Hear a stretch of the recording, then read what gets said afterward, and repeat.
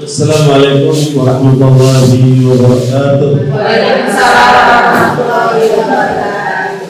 Alhamdulillah rabbil alamin. Wal aqibatu lil muttaqin wa la udwana illa 'alal zalimin. Wassalatu wassalamu ala asyrafil anbiya'i wal mursalin.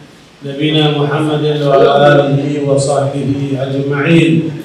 Ya ayyuhalladzina amanu taqullaha haqqa tuqatih wa la tamutunna illa wa antum muslimun.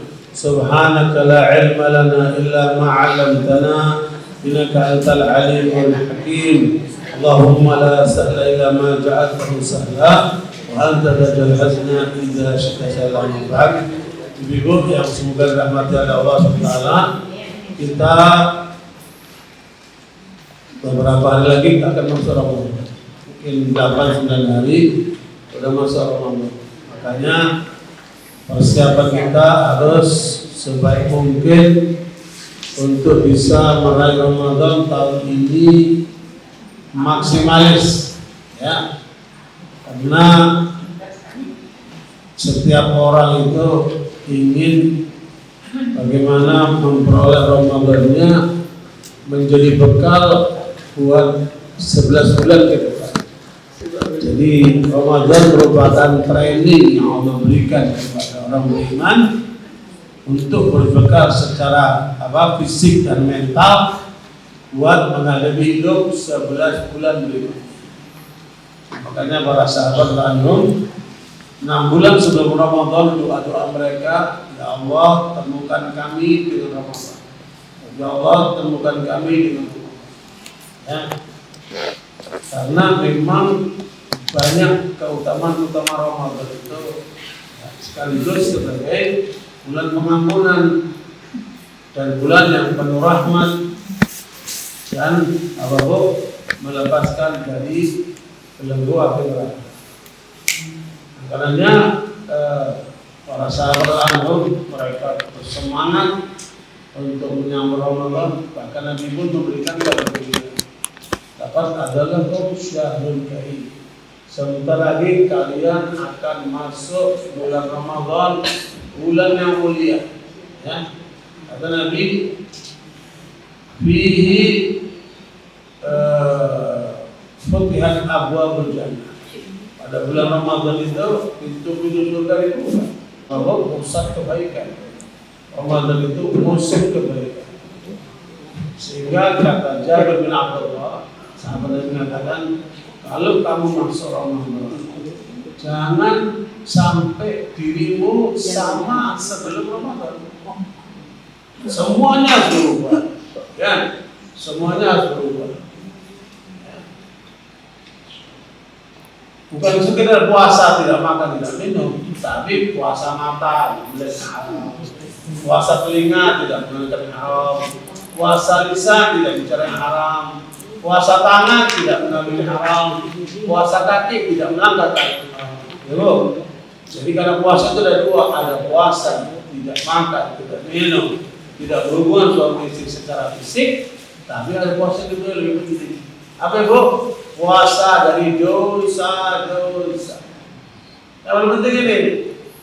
Nah, nanti kita temukan banyak orang puasa secara zahir, tidak makan, tidak minum, tidak berhubungan dengan fisik, dia memenuhi kriteria sah puasanya secara zahir. Tetapi ketika kemudian dia tidak menjaga puasanya dari segala bentuk dosa, maka tergilaslah seluruh puasa, tersingkir semua itu. Ya. Nah, jangan sampai kita seperti ini. Nah, jadi puasa kita ada dua. Puasa memperhatikan ketetapan untuk secara fisik, dan yang kedua yang lebih penting adalah puasa tidak berbuat dosa selama Ramadan. Ya. Jadi latihan untuk 11 bulan berikutnya. Karena mengatakan dalam puasa dibuka semua pintu kebaikan. Wahulukat abwabu jahannam. Semua pintu neraka ditutup. Oh, pintu surga ada 8 pintu, pintu neraka ada 7 pintu. Semua ditutup. Wasufidat aradatu syaitan atau wasufidat syaitan. Setan-setan yang biasa menggoda di belakang itu. Ya. Karena itu kita tentunya mendapatkan kesempatan ini yang sulit ditemukan pada Ibnu Jauzi mengatakan, kalau ditawarkan kepada seluruh penduduk kuburan itu, apa harapan kalian? Maka mereka mengatakan, kami ingin ikut puasa Ramadan. Ya, semua penduduk kuburan itu akan mengatakan apa? Kami ingin apa? Ikut puasa Ramadan. Kenapa? Nilai pahalanya yang luar biasa pada bulan Ramadan itu. Makanya kita jangan sampai sama menyikapi Ramadan dengan apa? Bulan-bulan di luar Ramadan. Barakallahu.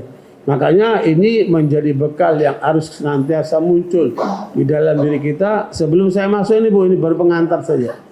Ibu harus meraih 4 hal. Ya, dengan Ramadan ini targetnya meraih 4 hal. Apa itu Bu? Pertama, mengalahkan hawa nafsu. Ya, langkah pertama Ramadan targetnya ya Bu, yaitu bagaimana kita bisa mengalahkan hawa nafsu. Karena yang merusak manusia ini apa Ibu? Hawa nafsu. Apa yang terjadi dengan Jeffrey Epstein? Ya, Epstein file itu. Apa itu Bu? Semuanya hawa nafsu. Dan bahkan dia menjebak para pemimpin-pemimpin dunia dengan jebakannya itu, karena memang dia orang Mossad Yahudi ini. Kita bisa bayangkan kalau Epstein itu Muslim, Islam itu udah dihabisin oleh mereka. Tapi karena ini yang melakukan Yahudinya nggak pernah disebut, nggak pernah disebut oleh mereka. Ya, Ibu lihat kan, kalau yang teroris itu non Muslim, agamanya nggak disebut-sebut. Tapi kalau dia Muslim, Islamnya yang diserang oleh mereka. Nah, itulah ketidakadilan dunia hari ini. Ibu, kenapa Ibu? Kenapa selalu Islamnya dipojokkan? Kenapa Islam yang selalu menjadi sasaran? Kenapa Ibu? Tahu nggak Ibu? Hah? Karena siapa? Bukannya solusi. Karena Islam dianggap menghambat kartel-kartel penjahat. Dunia ini Bu dikendalikan oleh kartel-kartel penjahat, pasukan iblis yang oleh orang sekalian disebut Illuminati, ya Bu, itu pasukan iblis yang mereka mengendalikan kartel narkoba, mereka mengendalikan kartel prostitusi, termasuk Epstein yang mengeksploitasi anak-anak perempuan kecil-kecil itu kan, ya apa namanya? Kalau apa namanya? Pedofilia, gitu kan? Ini kartel kejahatan tuh. Belum lagi kartel kejahatan judi, kartel kejahatan jual beli senjata perang itu. Dibikin perang-perang oleh mereka supaya mereka bisa dapat duit jual beli apa? Senjata. Begitu seterusnya. Termasuk kartel apa Bu? COVID-19. Ini sekarang kebongkar tuh dengan file Epstein ini kan. Ternyata itu adalah memang kejahatan pihak globalis itu. Jadi ada tulisan menarik dari ilmuwan India. Dia Hindu, bukan Muslim, tapi dia mengatakan, hei orang-orang Islam, kalian benar, agama kalian mengajak kepada kedamaian, kemudian keindahan hidup, kebahagiaan, tetapi kalian akan menjadi penghalang bagi kartel-kartel kejahatan ini. Kenapa Ibu? Karena mereka bisa menghasilkan dari kartel narkoba, prostitusi, perjudian, jual beli senjata dan macam-macam kejahatan mereka itu, Bu.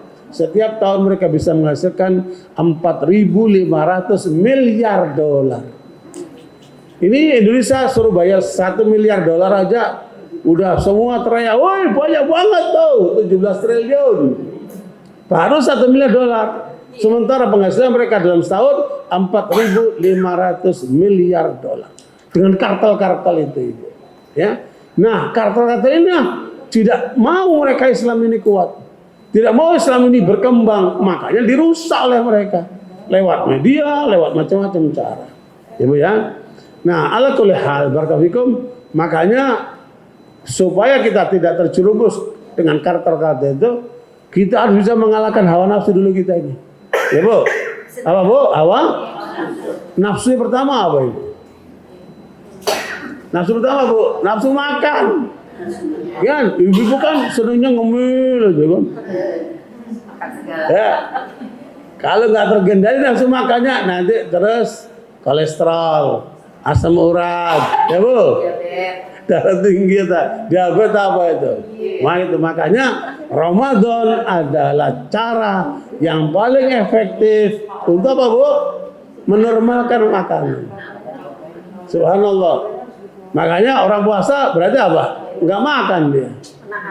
Nanti jam 2 siang ibu masuk di dapur, nggak ada orang, ada makanan yang tersedia. Ya bu, mau makan nggak itu? Nah, karena apa? Ibu masih ingat sama Allah. Iman ibu mengendalikan diri ibu. Jangan kau makan karena belum waktunya buka puasa. Itu ya. Nah puasa itu pengendalinya itu. Ya makanya Rasulullah mengatakan asyamu junnah. Puasa itu apa? Perisai. Perisai dari apa? 2. Kata Imam Nawawi perisai dari 2 hal. Yang pertama perisai dari hawa nafsu, yang kedua perisai dari api neraka.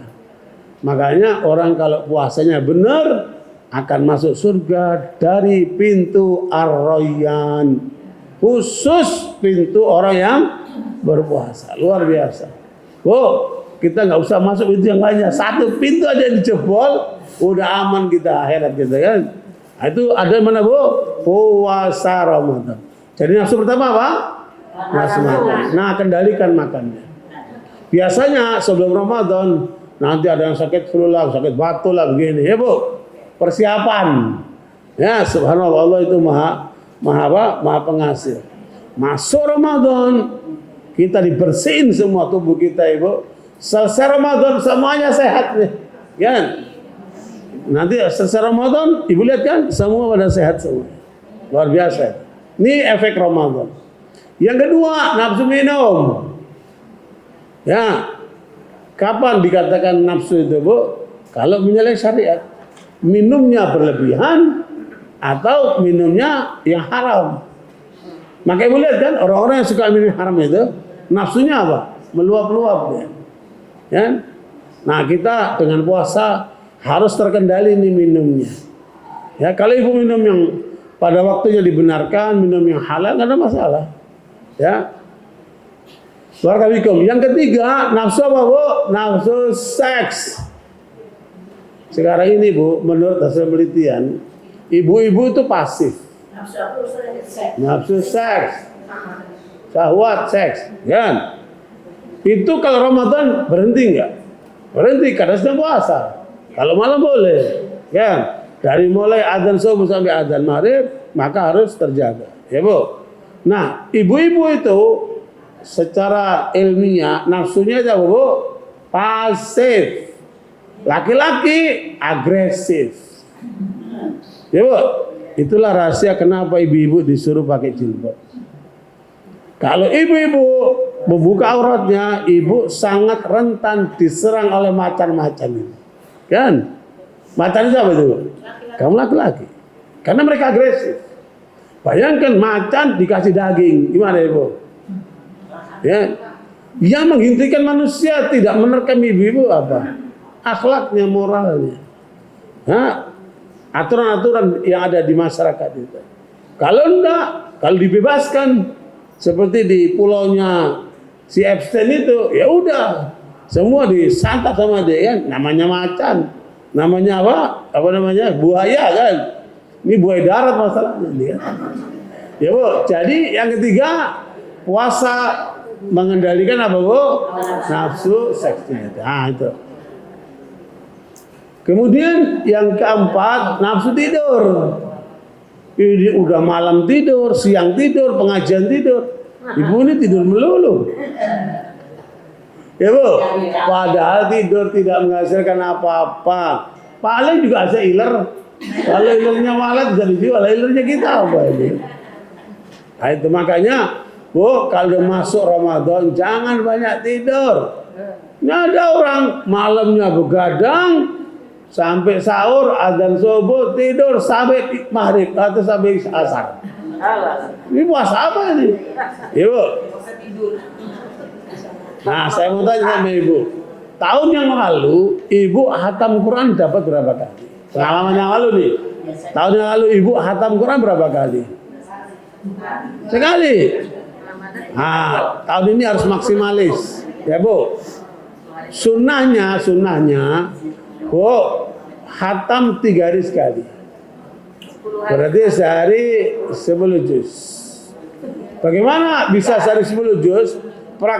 Praktek Imam Bukhari, 2 jam dia baca di waktu siang, 2 jam di waktu malam. Itu dapat 10 juz. Ya, bisa ibu dengan baca, bisa ibu dengan murotal. Kalau ibu capek baca, ibu bisa apa? Dengan murotal. Sekarang udah gampang semua kan? Nah, ibu manfaatin itu. Sama. Iya, bisa pakai itu, bisa pakai murotal, ibu dengerin aja. Murotal pakai suara itu, ibu dengerin sama. As-sami kal qari, yang mendengar sama dengan membaca. Karena Bu, yang disasar itu kalbu ibu. Membaca maupun mendengar, yang disasar apa? Kalbu. Ini hanya alat saja, nggak ada masalah. Bisa telinga, bisa mata kan. Nah itu kalau ibu praktekkan pagi 2 jam, malam 2 jam, dapat 10 juz. Atau ibu bagi setiap habis sholat ibu baca setengah jam. Kan?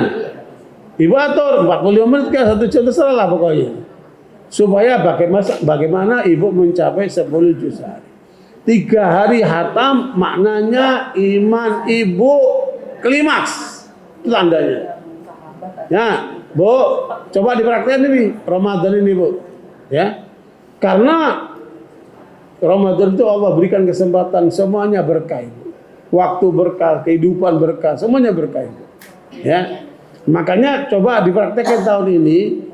Ini adalah harus ada babak pengendalian sama diri sendiri. Maunya diri kita itu terleha-leha. Maunya apa, Bu? Jalan-jalan, ngobrol nggak jelas itu kan. Nah, Ramadan harus kita kendalikan diri kita. Ya, terutama ini tidur nih, Bu. Tidur ini subhanallah rata-rata orang tidur sehari 8 jam. Maknanya apa? Sepertiga hidupnya habis untuk molor. Sepertiga ya, umurnya rugi amat. Ya Bu, kalau bisa kita kurangi tidur itu untuk kita berprestasi apa kayak gitu kan. Nah itu Ramadan adalah jangan lupa Bu kesempatan untuk mengendalikan apa? Tidur kan. Makanya pengalaman saya menarik. Saya diundang sama seorang jenderal nginep di vilanya. Bukan Ramadan ya, hari biasa. Pas waktu sarapan, saya bilang, Pak Jenderal, buat apa Bapak bikin villa ini? Ya buat istirahat lah Pak Ustaz. Lah kan Bapak udah punya rumah di Jakarta. Bapak ke sini cuma nambah tidur. Nambah iler. Ya. Terus maksudnya Pak Ustaz apa? Kalau Bapak jadikan villa ini pesantren, Bapak punya jawaban menghadap Allah. Masuk di pikirannya. Ya, terus bilang sebentar Pak Ustaz. Terus dia melipir ketemu istrinya. Kan? Musyawarah istrinya, setuju Pak Ustaz. Sekarang villa itu jadi pesantren.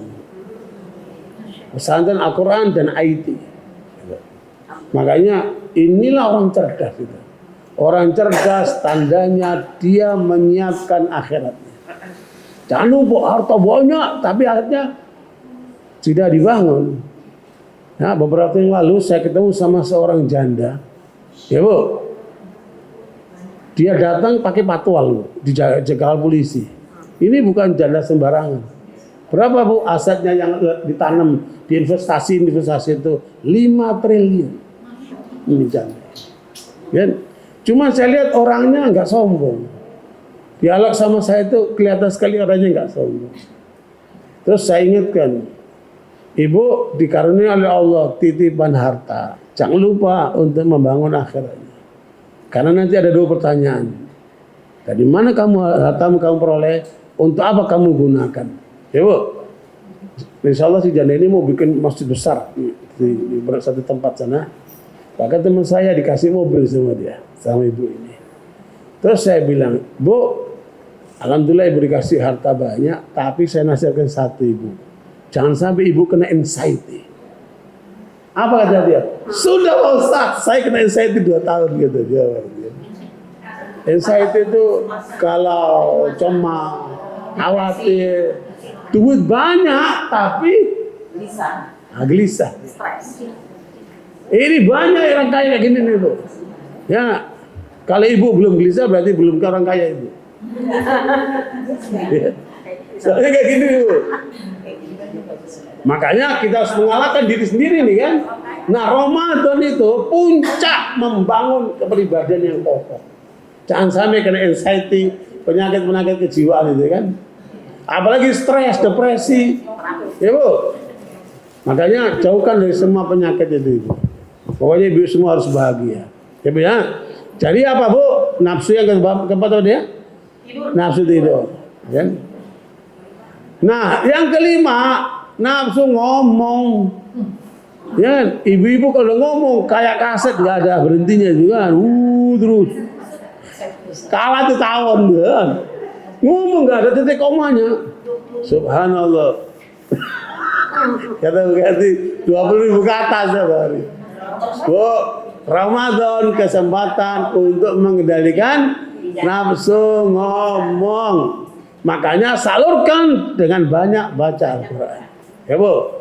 Udah Ramadan nggak pakai lipstick lah. Sementara Ramadan libur lipstick, gitu, Bu. Setuju? Ya, Bu. Banyak baca Quran tuh. Ngapain tuh pakai lipstick Ramadan? Oke. Ya, Bu. Jadi yang pertama, Ramadan misinya apa, Bu? Mengendalikan Makan. Nafsu. 5 kenapa? Makan yang kelima tadi ke berapa? Makan Pertama makan, terus minum, terus seks, kemudian tidur dan ngomong. 5 inilah pembentuk hawa nafsu. Kalau kita mampu mengendalikan 5 ini, berarti 1 langkah sudah maju. Berarti kita udah punya kepribadian yang bagus. Itu, Bu, ini target Ramadan yang utama itu. Apa, Bu? Mengendalikan apa? Hawa nafsu. Yang kedua, mengalahkan setan. Ramadan setan jinnya dibelenggu. Tapi setan manusia masih berkeliaran, Ibu. Kan ada 2 setan, ada setan jin, ada setan. Nah, Ramadan itu 1 setan dibelenggu setan jinnya. Nah, setan manusia berkeliaran. Gitu. Makanya jangan terbawa oleh pengaruh-pengaruh setan itu kan. Ya, makanya target Ramadan kedua, kalahkan pengaruh setan, ya. Terutama setan manusia itu. Ibu kalau tanya, lebih bahaya mana setan manusia sama jin? Lebih bahaya mana, Bu? Setan jin? Tidak. Setan jin itu Ramadan dibelenggu. Selama hidup ibu, selama ibu mengatakan a'udzubillahi minasyaitonirrajim, ibu nggak didekatin sama setan jin. Berlindung kepada Allah, itu kata kuncinya. Banyak berlindung kepada Allah supaya setan jin tidak mengaruhi kita.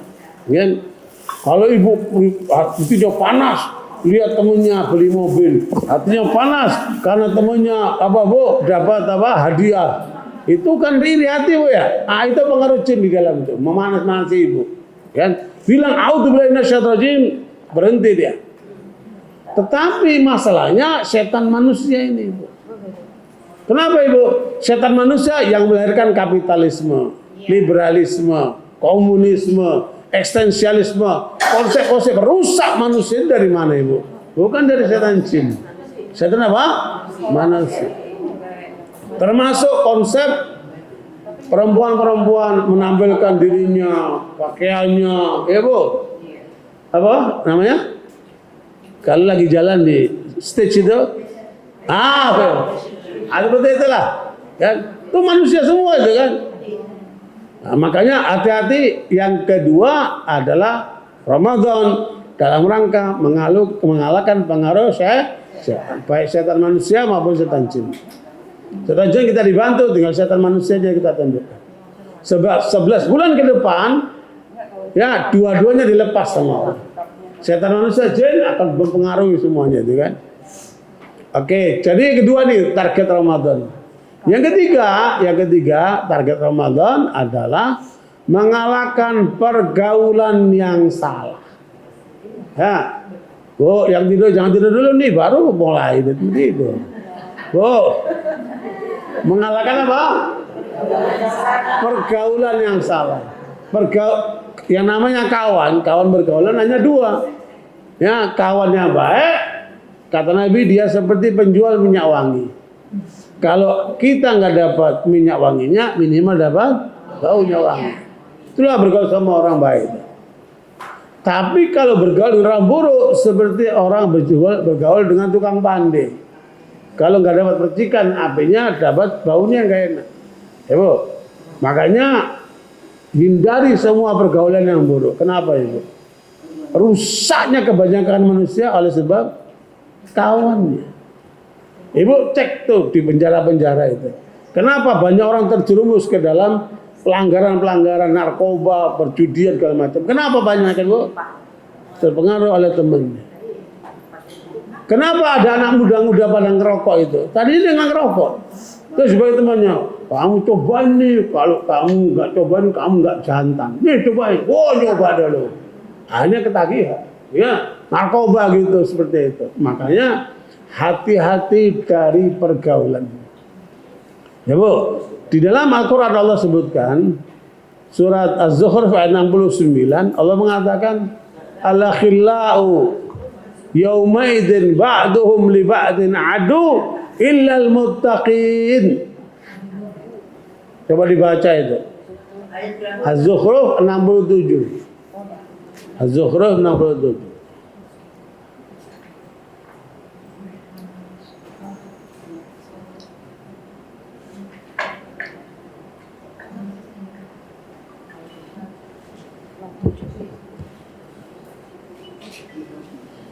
Ya, yang ketemu silakan dibaca.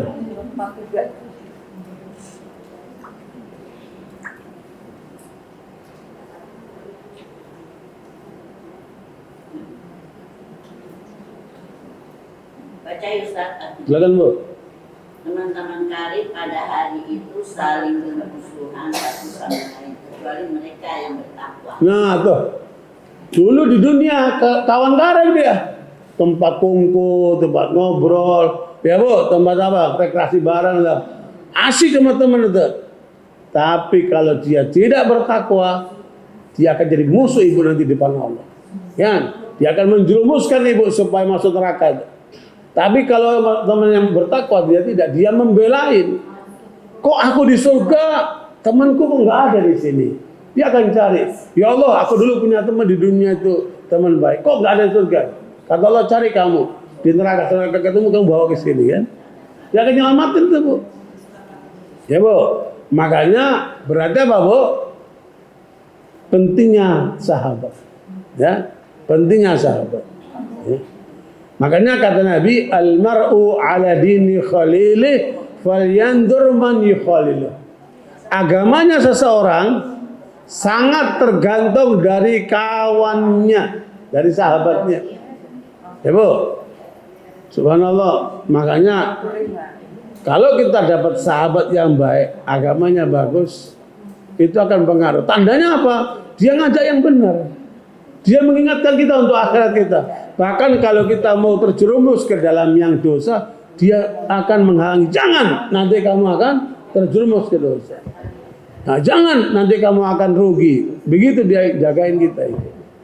Makanya sahabat ini harus saling mengingatkan, bergandengan tangan untuk saling mengingatkan. Udah, Bu? Nanti tidur bangun dulu. Tinggal 41 ke 4. Jadi keberapa, Bu? Ketiga ya? Berarti puasa Ramadan adalah harus selektif di dalam mencari teman ini. Ya, sekarang yang keempat. Yang keempat itu puasa Ramadan harus mampu melewati godaan dunia. Ya, godaan dunia. Ibu didekatin laki yang ganteng, kaya. Ya, Bu. Mau sama ibu? Padahal ibu punya suami. Godaan kan ibu? Godaan berat nih. Kemarin ada ibu-ibu, ya, mantunya poliandri. Ini punya mantu, sudah hamil, lagi hamil. Dia kawin lagi sama laki lain. Naudzubillah min dzalik kan. Haram. Ya, mungkin itu tadi itu karena apa? Enggak kuat godaan dunia. Ya, seperti itu, Ibu. Makanya hati-hati terhadap godaan dunia karena godaan dunia itu fata morgana. Apa fata morgana itu? Kelihatan air, ketika diketing ternyata bukan. Dia menipu, Ibu. Dunia ini menipu. Coba Ibu lihat ayat ke-14 surat Al-Imran. Zuyyina lin-nasi hubbu syahawati minan nisa wal banin wal qanatil muqaddarati min adh-dhahabi wal fiddati wal an'ami wal harth. Dzalika matal hayatud dunya wallahu 'indahu husnul ma'ab. Ayat 14. Surat Al-Imran. Ya, Bu. Dijadikan terasa indah dalam pandangan manusia cinta terhadap apa yang diinginkan, berupa perempuan-perempuan, anak-anak, harta benda yang tertumpuk dalam bentuk emas dan perak, kuda pilihan, hewan ternak dan sawah ladang. Itulah kesenangan hidup di dunia. Dan sisi Allah lah tempat kembalinya. Ada berapa aja, Bu? Ayat 14. Ya ada berapa itu? Godaan itu. Dunia ada berapa itu? Sebentar. Perempuan bagi laki-laki. Bagi perempuan siapa? Laki-laki. Kan gitu, Bu ya? Nah, ini makanya harus waspada ini. Godaan lawan jenis ini kan? Godaan lawan jenis ini diwaspada. Yang kedua apa? Anak. Jangan sampai anakmu menjerumuskan kamu jadi koruptor. Ya, Bu, mencari yang haram demi untuk anakmu. Naudzubillah min dzalik. Kemudian apa, Bu? Emas. Gelondongan emas itu kan. Kumpulan emas itu. Ya. Kemudian perak. Yang keempat perak. Ini semua godaan semua nih. Karena akan menghasilkan cuan banyak nih, Bu. Ya kan? Yang kelima kuda-kuda, maksudnya kendaraan, mobil lah, kuda lah, atau yang lainnya, pokoknya kendaraannya kelima. Terus hewan ternak, peternakan Ibu, hewan ternak peternakan kan. Terus sawah ladang, pertanian, kan? Ada berapa tadi? 7. Terus nah, itu. Inilah kehidupan dunia, inilah godaan kita itu. Ya, makanya ada satu, Bu, yang nggak disebutkan di sini, tapi disebutkan oleh Nabi. Apa, Ibu? Godaan kekuasaan. Ya, karena syahwat manusia untuk kekuasaan nggak ada batasnya. Ya, yang muda, yang tua jadi muda, apalagi yang muda kan? Yang tua saja jadi muda, apalagi yang muda kan? Ya. Nah, ala kulli hal, barakallahu inilah godaan dunia, Ibu. Padahal di akhirat Allah menyiapkannya lebih baik. Kenapa, Ibu? Karena urusan dunia ujungnya capek. Ya, dunia ini ujungnya Ibu ngitung duit, ujungnya. Ya, Bu, subhanallah. Ibu ngumpulin itu aset ini, sertifikat ini. Ya, Bu. Masih mendingan banjir, Bu. Ini ada orang yang sudah begitu banyak melimpah kekayaannya. Ya, Bu, dia lupa menyiapkan anak-anaknya. Semuanya anaknya terkena narkoba. Bahkan ada yang masuk penjara. Dan anak-anaknya lah menghabiskan semua kekayaan orang tuanya. Sampai orang tuanya sakit-sakitan, masuk rumah sakit, meninggal dunia untuk beli kafannya sudah nggak punya lagi. Dihabisin semua harta anak itu. Makanya saya ingatkan sama ibu-ibu, ya, Bu, anakmu lebih berharga dari semua hartamu. Jangan lupa itu, Bu. Anakmu ini lebih berharga dari semua harta kita. Aset. Makanya Nabi tidak memberikan anaknya itu harta itu. Apa dikasih Nabi? Ilmu. Ini banyak orang tua lupa menyiapkan ilmu buat anaknya. Yang disiapkan harta-harta, keliru. Kan? Harta itu pelengkap lah itu. Tapi berikan ilmu kepada anak. Sehingga dia nanti mandiri dengan ilmunya itu. Jelas, Bu, ya? Ya itu. Makanya keempat, godaan apa, Bu? Dunia. Kalau kita dalam puasa nanti mampu menghindarkan dari 4 obstacle ini, apa nama Bu? Hambatan ini, karena ini hambatan semua nih Bu. Ya, maka itulah la'allakum tattaqun. La'allakum tattaqun. Berarti kita sukses dalam puasa kita itu. Jelas Bu? Cukup Bu ya, ini pengantar saja karena udah dekat Ramadan. Siapkan diri kita untuk menyambut Ramadan dengan sebaik-baiknya. Kalau bisa tadi Bu, khatam Quran 3 hari sekali. Sepenuh bulan, bukan cuma sekali Bu, tapi berapa? 10 kali sekali.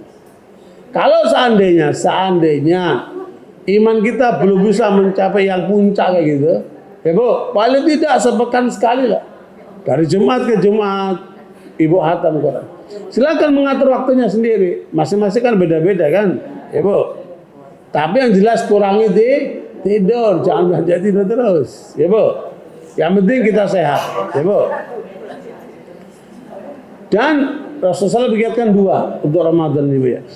Man shoma Ramadhana imanan wa ihtisaban ghufir lahu ma taqaddama min dhanbi. Siapa yang puasa Ramadannya dengan penuh keimanan mengharap ridha Allah, maka Allah ampunkan dosa-dosa yang lalu. Ya Bu. Itu kalau puasa siang. Malamnya gimana? Wa man qama Ramadhana imanan wa ihtisaban ghufir lahu ma taqaddama min dhanbi. Kalau malam dia apa Bu? Tarawih, qiyamul lail, tahajud, ya Bu. Maka dengan penuh keimanan kepada Allah, maka Allah akan ampunkan dosa-dosanya. Jadi siangnya puasa, malamnya ngapain? Ibadah tarawih, ya Bu. Tarawih, tahajud atau qiyamul lail. Nah itu insyaallah. Nah apalagi nanti kalau udah masuk 10 akhir Ramadan, banyak ibu-ibu nyiapin kue, pakaian lebaran. Bu, tahun ini jangan situ. Sekarang ibu siapin. Akhir Ramadan, 10 terakhir Ramadan, justru kita berpacu untuk bagaimana mengisi dengan ketaatan-ketaatan. Terutama apa Bu? Iktikaf.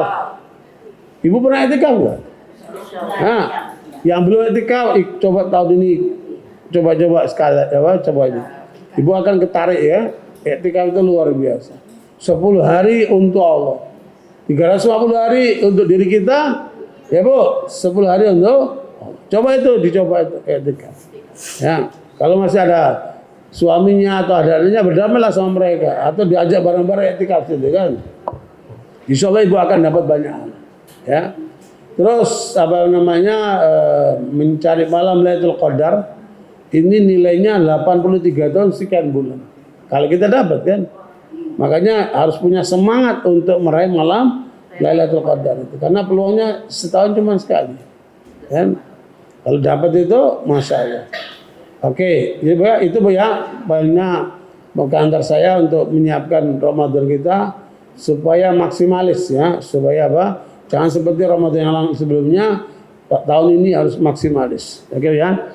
Baik, sekarang kita masuk ke pelajaran kita untuk masalah akhlak ini. Saya mengulangi pelajaran yang lalu supaya tidak lupa ya, karena banyak ibu-ibu ini apa link of match-nya itu, ingatannya itu kadang-kadang ada gangguan juga ya, mikir ini mikir itu karena ingatan orang itu paling kuat 18 jam ya, paling kuat tuh.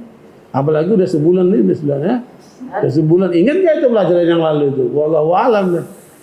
Mungkin yang mencatat masih ada catatannya kan. Nah, yang penting saya ingatkan Bu, karena akhlak Islam ini memang luar biasa. Ini kayak kemarin dicontohin sama anak-anak mahasiswa Indonesia yang di London. Jadi anak mahasiswa Indonesia itu kalau udah Jumatan mereka ngumpulin dana, nyiapin makanan buat dibagi apa namanya Jumat Berkah. Sampai mendatangkan wartawan-wartawan di sana. Ini kok ada anak muda Indonesia setiap Jumat bagikan makanan gratis. Mereka kasih nama Jumat Berkah. Dan itu akhlak mulia yang tidak ada pada mereka. Ya. Sehingga wartawan bertanya, di antaranya wartawan BBC. Apa motivasi kalian kok setiap Jumat bagi-bagi makanan begini? Padahal kalian masih mahasiswa. Mahasiswa kan belum menghasilkan apa? Menghasilkan fulus kan? Tapi mereka, apa kata mereka? Ini udah biasa kami di kampung. Di rumah kami udah biasa Jumat itu untuk bagi-bagi makanan. Jadi kami melanjutkan saja. Ini udah kebiasaan. Nah, bagi makanan jadi kebiasaan. Itu bagi mereka sesuatu sekali. Kan? Itulah akhlak Islam. Berbagi dengan orang lain. Kan? Dan itu kalau bisa kita praktekkan tuh akhlak mulia kayak gitu. Ya. Bahkan Nabi mengatakan tidak akan masuk surga orang yang lapar sementara tetangganya, orang yang kenyang sementara tetangganya lapar. Ya, makanya berarti kan orang yang nggak mampu.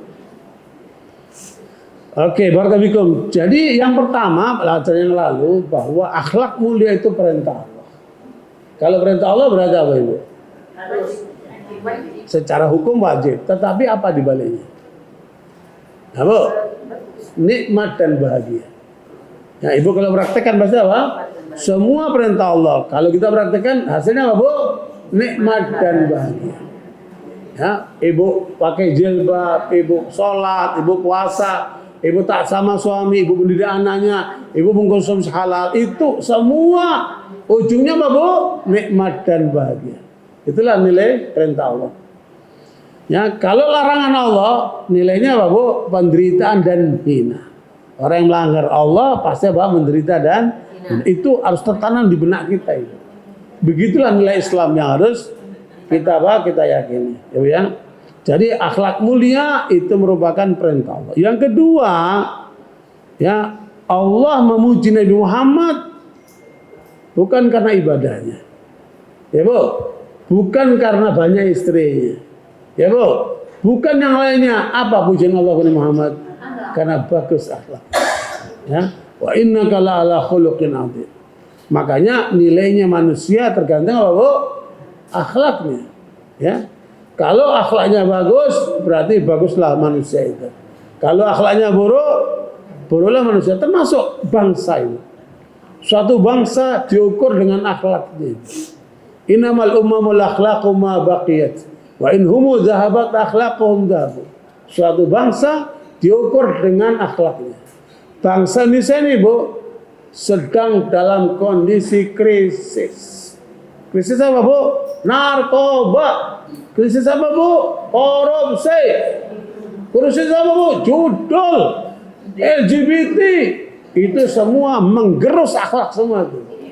Nah, makanya kita harus hindari semua itu. Ya.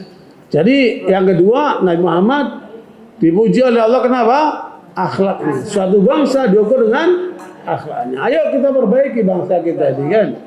Dan nggak mungkin kita perbaiki bangsa kecuali lewat perbaikan diri sendiri, keluarga kita dulu, Ibu.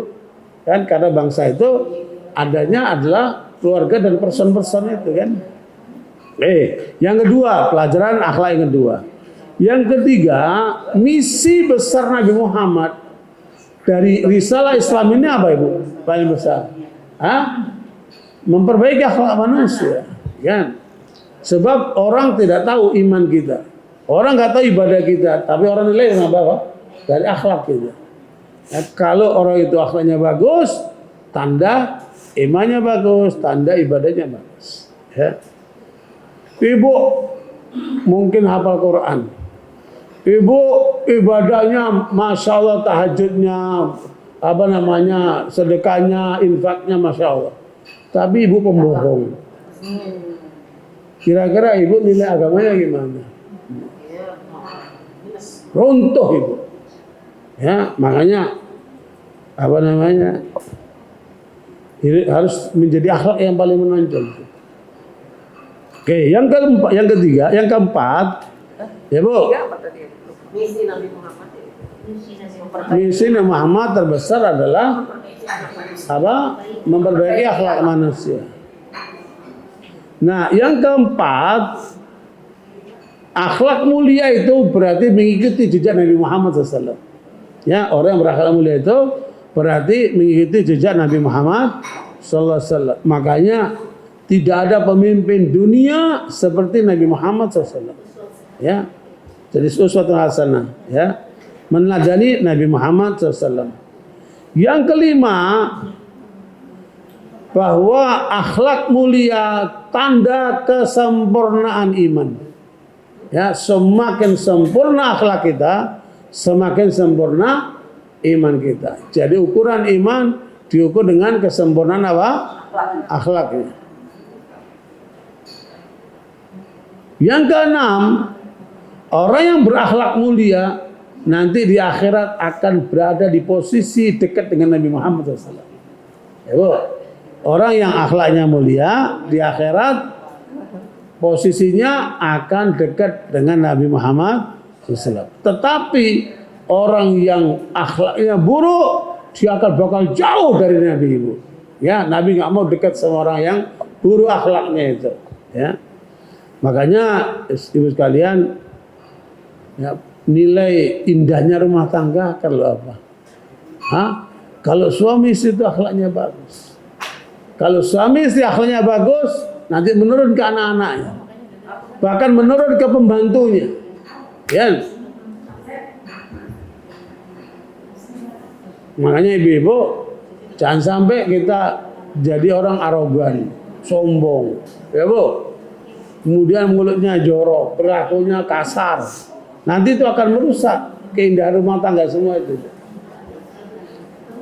Jadi apa, Bu? Yang keenam, posisi orang yang berakhlak mulia akan sangat dekat dengan Nabi Muhammad SAW. Ya.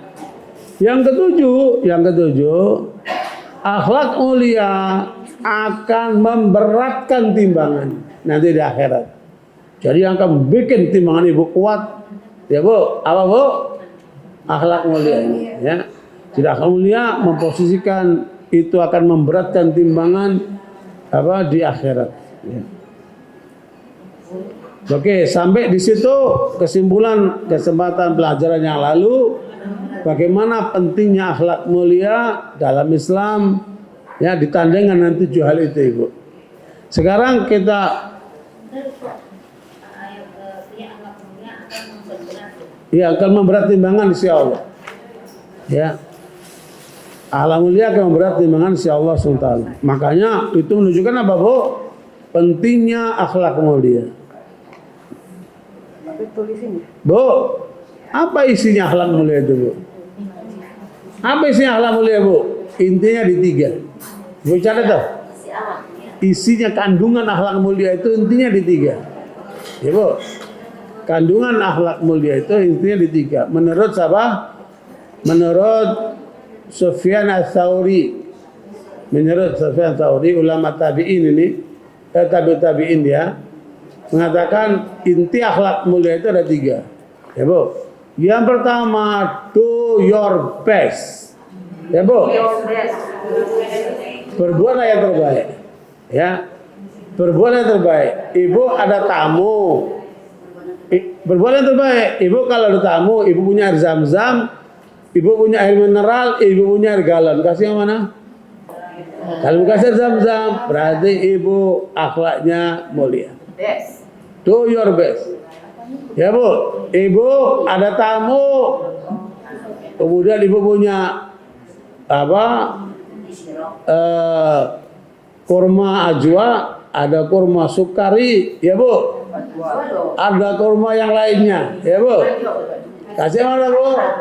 Kasih ajwa, karena ajwa yang paling mahal. Ya. Begitu, Ibu, prinsipnya. Kalau Ibu ada peminta-minta, ya, Bu, ada pengemis. Ibu punya warna merah, ada warna biru, ada warna hijau, ada warna ungu, ada warna coklat, ada warna abu-abu. Kasih mana, Bu? Nah, kasih yang merah itu. Berarti itu tandanya ibu akhlaknya bagus, the best. Jadi inti akhlak yang pertama, berbuatlah yang terbaik. Do your best. Ya. Nah, yang kedua, kalau tidak bisa berbuat yang terbaik, jangan mengganggu orang, jangan merugikan orang. Ya, jangan mengganggu orang, jangan merugikan orang. Ya, itu adalah akhlak yang nomor 2. Ya, Bu, KW nomor 2 itu, Bu. Ya, kualitas nomor 2 itu. Jangan mengganggu orang dengan tangan kah, dengan lisan kah, dengan berbagai hal itu. Kemudian yang ketiga, akhlak yang baik itu tandanya apa Bu? Sumringah. Ya, wajahnya itu apa? Gak cemberut. Ya Bu, gak kasar. Tapi apa Bu? Mudah senyum, sumringah dia. Ya.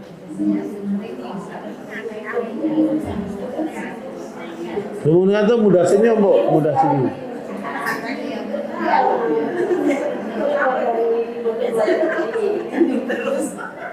Senyum terus nanti dikira orang gila lagi kan. Maksudnya secukupnya.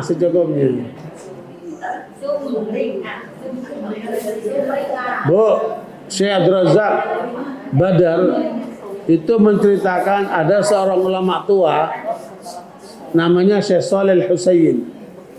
Syekh Shalih Al-Husain ini saya banyak baca tulisannya. Dia ulama Saudi yang menguasai peradaban barat. Karena dia lama tinggal di barat. Dia lulusan Al-Azhar, orang Saudi lulusan Al-Azhar, ulama Saudi lulusan Al-Azhar. Tapi dia lama di barat, dia pelajari ilmu-ilmu barat itu. Dia ulama yang luar biasa. Ya, dalam sekali kalau bicara. Nah, ketika dia sudah tua renta, Syekh Shalih Al-Husain ini waktu haji dia jalan kaki Bu, dari Arafah ke Muzdalifah kan. Dan dia dikawal oleh banyak pengawal karena dia ini mungkin masuk kategori penasihat raja atau pokoknya orang-orang hebat lah di Saudi. Ada pengawalnya Bu. Pokoknya lagi dia jalan begitu, nggak sengaja nabrak ibu-ibu. Ibu-ibunya yang gagah, mungkin dari Afrika tuh. Dia tersinggung. Syekh ini ditonjok sama dia, sampai jatuh dia. Dia nggak tahu ini ulama besar, dia nggak tahu ini benar-benar ulama besar. Apa kata Syekh Abdul Razak? Cerita Syekh ini, dia berdiri sambil senyum dan mengatakan, ibu telah mengambil haknya di dunia. Semoga saya di akhirat tidak ada tuntutan dari ibu lagi. Jadi itu dianggap balasan di dunia. Mungkin karena dia nabrak tadi nggak sengaja dia. Sama ibu itu dipukul, nggak tahu dia jago karate atau apa kan? Ya, tapi jatuh nih Syekh ini. Pengawalnya mau bertindak, oleh beliau dicegah. Beliau senyum meskipun dia kesakitan. Karena apa? Dia merasa sudah dibalas di dunia. Semoga di akhirnya nanti nggak ada tuntutan. Luar biasa. Mudah-mudahan. Ini tandanya apa ini? Akhlaknya mulia. Tandanya akhlaknya mulia. Oke. Gitu Bu ya. Sekarang masuk ke tataran berikutnya adalah pandangan para ulama tentang akhlak mulia ini. Pandangan para ulama. Lanjutan yang kemarin. Sekarang kelanjutannya adalah bagaimana pandangan para ulama tentang akhlak yang mulia ini? Ya. Ibnu Qayyim rahimahullah mengatakan bahwa Allah menggabungkan akhlak mulia itu dalam dua hal. Allah menggabungkan akhlak mulia itu dalam dua hal. Kan tadi menurut saya Sufyan Tsauri kan? Ada 3 macam jenis akhlak tadi kan. Nah, Ibnu Qayyim mengatakan bahwa akhlak mulia itu tertuang dalam 2 hal. Akhlak mulia tertuang dalam 2 hal. Yang pertama bertakwa kepada Allah. Karena itu adalah panduan hablum minallah. Jadi hablum minallah diukur dari ketakwaan seseorang. Jadi Allah bertakwa adalah hablum minallah dan hablum minannas. Iya begitu, hablum minallah dan hablum minannas. Tapi yang diterangkan pertama hablum minallah dulu nih Bu. Makanya akhlak mulia ukurannya adalah bertakwa kepada Allah sebagai bentuk hablum minallah. Gitu Bu. Ya. Dan yang kedua, hablum minannas. Ditandai dengan akhlak yang mulia. Ngomongnya bagus, ya Bu, perilakunya bagus sama orang. Makanya Makanya Bu, dua ini adalah kata Nabi tanda banyaknya orang masuk surga. Jadi Nabi ditanya Ibu, ya Rasulullah, apa tanda kebanyakan orang masuk surga? Nabi sebutkan dua ini Bu. Ya, tanda orang yang calon ahli surga itu ada dua. Dia bertakwa kepada Allah dan akhlaknya mulia. Ya, inilah yang paling banyak menyebabkan orang masuk surga ini. Tanda kebanyakan orang masuk surga bukan tandanya orang masuk surga, tapi kebanyakan orang masuk surga tandanya dua ini Bu. Ya, hablum minallah ditanda dengan akhlak yang mulia, hablum minan nas ditanda dengan akhlak yang mulia. Ya, hablum minallah ditanda dengan bertakwa kepada Allah, hablum minan nas ditanda dengan apa? Akhlak yang mulia.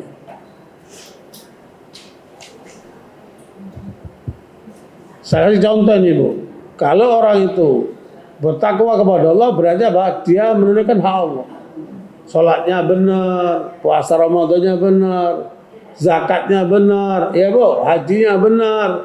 Itu dalam urusan apa Bu? Kemudian baca Qur'annya benar, dia hablum minallahnya bagus dia.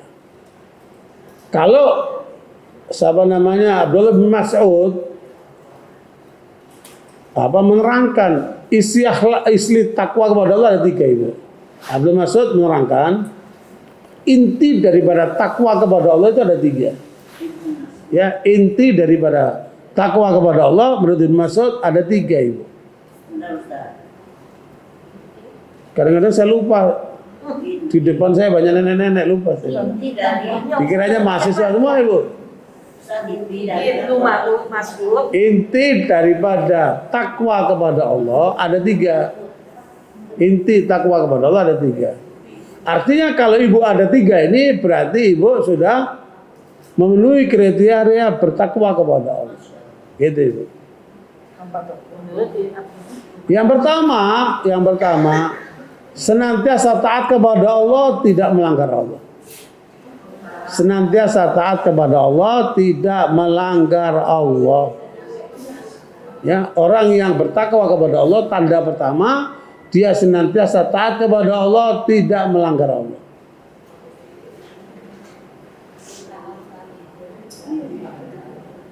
Dan kriteria inilah yang paling banyak disebutkan oleh khotib-khotib Jumat apa itu kan, oleh penceramah-penceramah itu jenis yang pertama ini. Bertakwa kepada Allah, menjalankan perintah Allah, meninggalkan larangannya. Ini jenis yang pertama ini. Ada jenis yang kedua. Takwa kepada Allah jenis yang kedua adalah banyak bersyukur kepada Allah, tidak mengingkarinya. Ya, untuk takwa kepada Allah yang kedua adalah banyak bersyukur kepada Allah, tidak mengingkarinya. Gimana caranya Ibu bersyukur kepada Allah? Hah? Gimana caranya Ibu bersyukur kepada Allah? Seringlah ke rumah sakit. Dialah itu, yang ini kena kanker, yang ini cuci darah, yang ini dirawat karena karena apa namanya? Tumor, karena penyakit ini, penyakit itu. Alhamdulillah kita dikasih kesehatan. Ya, tandanya Ibu datang pengajian, tandanya apa Ibu? Ibu sehat. Ya. Itu harus disyukuri untuk nilai sehat Bu. Ya. Kalau Ibu ingin tahu lagi, Ibu pergilah ke penjara-penjara. Ya. Yang di penjara karena ini, ya Bu, yang di kerangkeng di tempat yang sempit itu makannya susah. Alhamdulillah nilai kebebasan yang kita dapat. Ya Bu, itu harus kita syukuri itu. Nilai kebebasan itu mahal. Ini di daerah apa tadi saya lewat itu, saya ingat tuh. Bukan, tadi saya kesini tuh lewat apa tuh? Yang ada kuburan apa? Hah? Hah? Iya. Daerah apa? Pokoknya daerah mewah lah itu Bu. Situ daerah mewah itu. Ibu, ada jamaah pengajian Ibu. Rumahnya mewah, mobilnya banyak. Tapi ibu itu tertekan luar biasa. Sampai kurus. Saya kasih nama ibu itu. Kenapa ibu kayak tertekan? Iya Pak Ustadz, suami saya tidak tahu halal haram. Saya diajak makan ke restoran Korea, restoran Jepang, yang halal haramnya nggak jelas itu. Saya nggak mau. Saya datang tapi saya cari yang halal. Diomelin saya depan-depan kainnya kan. Tertekan ibu ini kan. Enak nggak ibu hidup tertekan? Apalagi sama suami sendiri. Kenapa? Ibu ini sudah ngaji. Tidak ada daging yang tumbuh dari haram kecuali neraka dipantas sebagainya. Orang yang mengkonsumsi dengan haram nggak diterima doa-doanya ibu. Ibu ini tahu, tapi suaminya tidak tahu karena suaminya nggak mau ngaji kan. Tertekan dia ibu. Apa arti rumah mewah? Apa arti harta kekayaan kita bu? Kalau hidupnya tertekan seperti ini. Alhamdulillah kita tidak mengalami seperti itu. Makanya apa bu? Pandai-pandai bersyukur. Bagilah kalian lihat di penjara. Kemana saya ngunjungin ke penjara biar saya ngomong ini enak. Ya saya datang ke penjara dulu. Saya kunjungin tuh, ya Allah. Ya, subhanallah. Cuman di penjara itu banyak penyimpangan juga. Kenapa? Yang datang itu ada pacarnya atau istrinya. Kumpul itu sudah nggak ada malu, pegang-pegangan lah, begini cium-ciuman. Astagfirullahaladzim. Itu pandangan di penjara itu. Kalau kunjungan kan gitu ya. Makanya udah nggak usah lama-lama deh mengunjungi di penjara. Yang penting ngerasain arti kebebasan itu. Oh masuk aja pemeriksaan ketat seperti itu kan. Makanya nikmat kebebasan itu mahal itu. Makanya pandai bersyukur. Kalau ibu ingin tahu lagi arti nikmatnya hidup ini ibu, pergilah ke Grogol sana itu. Rumah sakit jiwa itu kan. Ya Allah orang sudah nggak kenal dengan dirinya sendiri. Alhamdulillah kita masih dikasih akal kan. Makanya pandai-pandai bersyukur itu.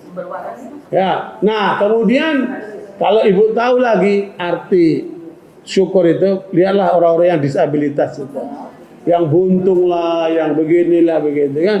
Alhamdulillah kita masih utuh ibu. Makanya pandai-pandai bersyukur. La in syakartum wa la in kafartum inna adzabul lasyadid. Ya. Makanya pandai-pandai bersyukur itu. Alhamdulillah. Jangan bawa hidup itu ngeluh aja. Kurang ini, ngeluh aja bawahnya kan. Makanya lihatlah keadaan di bawah kita itu kan. Alhamdulillah. Oke, jadi yang kedua tanda orang apa bu? Bertakwa apa bu? Pandai bersyukur, tidak banyak mengeluh, ya bu. Nah yang ketiga tanda orang bertakwa itu selalu ingat sama Allah, tidak melupakannya. Ya, selalu ingat kepada Allah, tidak melupakannya. Ibu-ibu ketika minum tangan kiri, ini ibu lupa sama Allah. Ya bu. Ibu-ibu yang minum nggak pakai Bismillah, berarti apa bu? Lupa sama Allah. Makanya pandai-pandai apa bu? Ingat sama Allah. Saya punya sepupu bu, dia kaya raya, pegawainya aja 200. Ya, secara materi melimpah dia. Saya pancing, kamu masih muda, kekayaanmu melimpah, kenapa kamu nggak kawin lagi? Saya pancing bu. Kata dia, susah. Saya sudah tertawan oleh istri saya. Kenapa? Istri saya tidak pernah tahu berapa rekening saya. Dan karena itu ibu, dia saya nggak akan ketemu perempuan seperti ini. Ya, sementara banyak ibu-ibu dompetnya dibuka, berapa di rekeningnya dicek semua. Ya, kemana dia pergi dibikinin pakai apa? Pakai apa namanya bu? DBS. Ya. Jadi subhanallah, dia nggak begitu. Maka dia bilang saya nggak mungkin dapat perempuan seperti ini. Kan? Apa? Dia tertawan kenapa bu? Nggak pernah minta duit dan nggak pernah tahu berapa duitnya dia. Padahal dia melimpah kan. Subhanallah. Itu apa ibu? Akhlak mulia. Dia tertawan dengan akhlak mulianya itu ya. Nah, barakallahu. Makanya Nabi ketika nasihatin putrinya Fatimah saat mau menikah cuma satu nasihatnya. Apa ibu? Bu, nasihat Rasul kepada Fatimah ketika akan menikah cuma satu nasihatnya. Apa Ibu? Jangan pernah kamu meminta sesuatu dari suamimu. Kalau kamu dikasih, kamu terima. Kalau enggak, kamu jangan pernah minta sama suamimu. Kalau minta sama Allah. Diajarin kehormatan dalam dirinya Ibu. Luar biasa. Lah Pak Ustaz, kita udah minta aja dapatnya dikit, apalagi nggak minta. Lah keliru. Karena Ibu minta, Ibu diukur. Hah?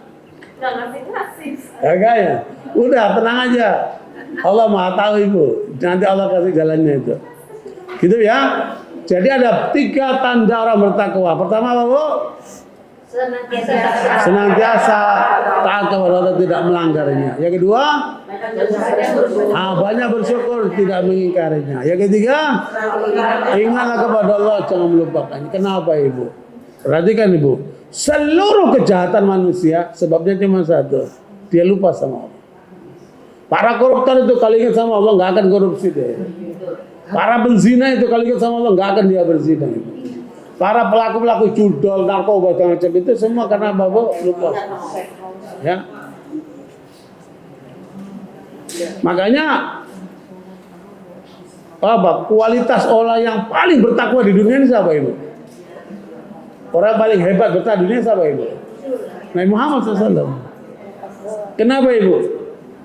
Karena Nabi Muhammad ingat kepada Allah dalam semua keadaan. Sampai Nabi mengatakan tanamu aini wala yanamu qalbi. Kata Rasulullah, mataku tidur tapi kalbuku tidak tidur. Ini hadir ke pengajian tapi pikirannya di luar sana. Ada Ibu, dia ikut ke pengajian tapi pikirannya nggak di sini. Ibu, pergi ngaya kemana-mana kan? Dia tanya, gimana tadi pengajian? Tahu tuh Ustaznya ngomongnya panjang. Kenapa? Dia hadir, pikirannya nggak hadir. Ya Bu, makanya hadirkan pikiran, hadirkan ingatan kita kepada Allah dalam semua keadaan. Ya Bu. Oke, jadi itu yang pertama Ibu. Tanda orang yang akhlaknya bagus, hablum minallahnya bagus dia. Yang kedua apa Bu? Hablum minannasnya bagus dia. Akhlaknya bagus. Apa tandanya Ibu? Jujur ketika bicara. Ya Bu. Memenuhi ketika dia berjanji. Memenuhi janjinya dia. Itu tanda orang akhlaknya mulia. Yang ketiga apa Ibu? Menunaikan amanat kalau dikasih amanat. Kalau dititipin apa-apa, dia tunaikan amanatnya. Ya Bu, tidak dikurangi. Kemudian yang ketiga apa Bu? Lisannya bagus. Ngomongnya benar, lisannya bagus. Tidak corok. Orang kalau mulutnya corok, ya Bu ya, binatang dipanggilin semua sama dia. Tandanya apa itu? Tandanya apa itu? Buruk kalbunya itu. Nggak bagus kalbunya itu. Ya, makanya orang yang akhlaknya bagus, lisannya pasti bagus, perbuatannya dia bagus, ya Bu. Dan setiap orang ingin dekat sama dia itu. Orang kalau akhlaknya bagus, setiap orang Bu ingin dekat sama dia. Ya, makanya jangan sampai kita berakhlak yang buruk. Gitu ya. Begitu pendapat daripada sahabat Ibnu Qayyim. Dalam kitab Madarijus Salikin, Ibnu Qayyim meringkaskan akhlak mulia ada 4 ya. Ini yang mana? Kan udah tadi Ibnu Mas'ud menjelaskan tentang takwa. Itu Qayyim. Ya, harus saya minum dulu deh.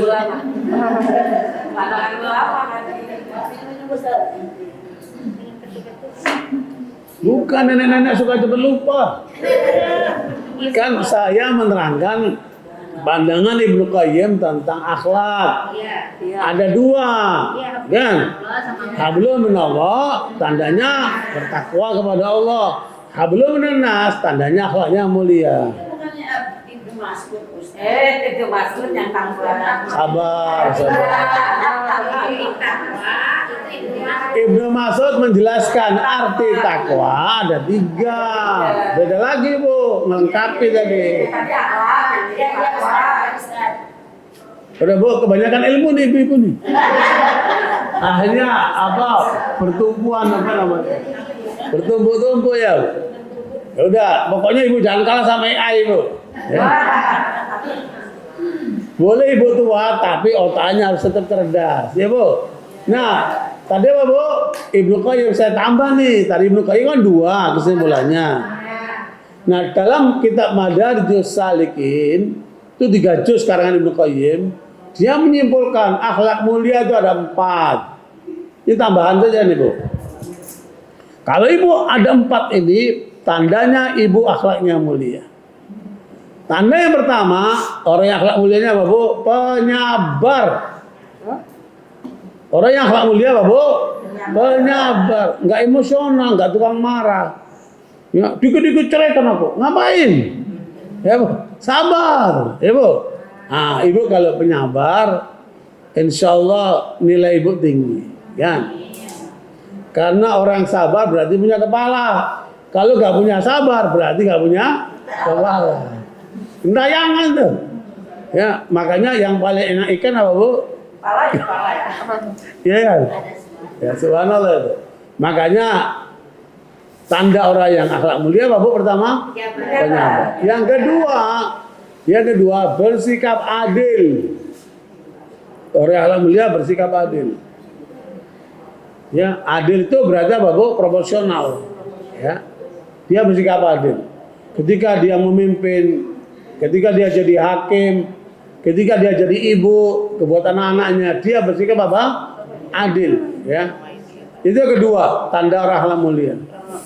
Yang ketiga, tanda mulia, terhormat diri, tidak suka minta-minta. Kalau tanda ketiga apa? Dalam bahasa bahasa Arab namanya iffah. Iffah itu artinya terhormat diri, tidak suka meminta-minta. Itu ada di dalam surat Al-Baqarah ayat berapa itu Bu? Coba kita lihat Bu. Yahsabuhumul jahil wa aghniya minat ta'affuf.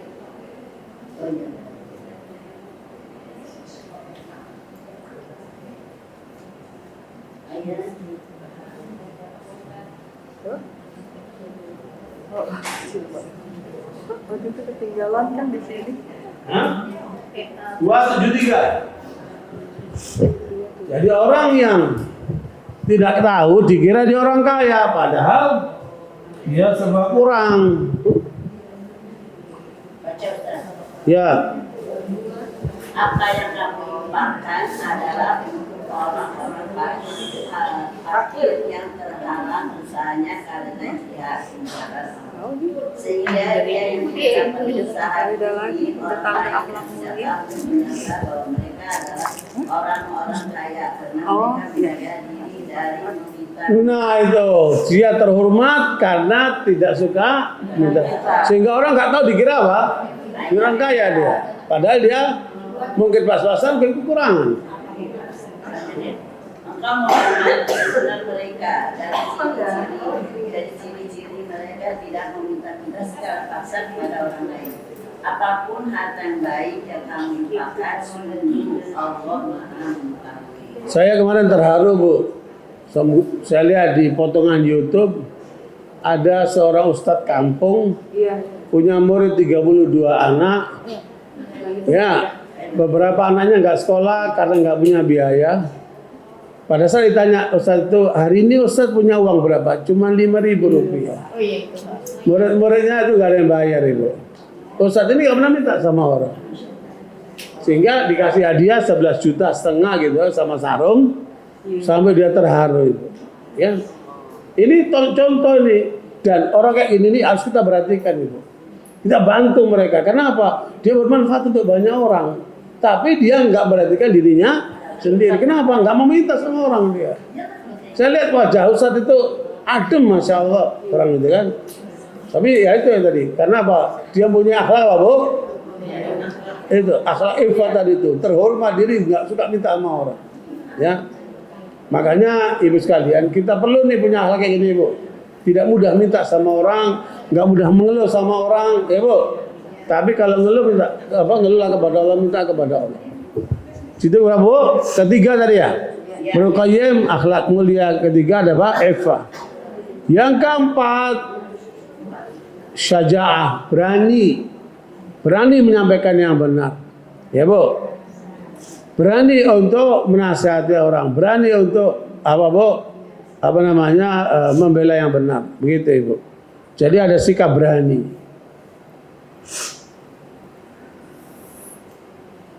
Jadi ada berapa Bu? Mulai ada 4. Pertama, sabar, penyabar. Yang kedua, sikap adil. Yang ketiga, terhormat, tidak suka minta sama orang. Yang keempat, berani, dia berani. Ya Bu. Berani menyampaikan yang benar. Oke. Kemudian menurut Imam Al-Mawardi, tadi Ibnu Qayyim sudah selesai ya.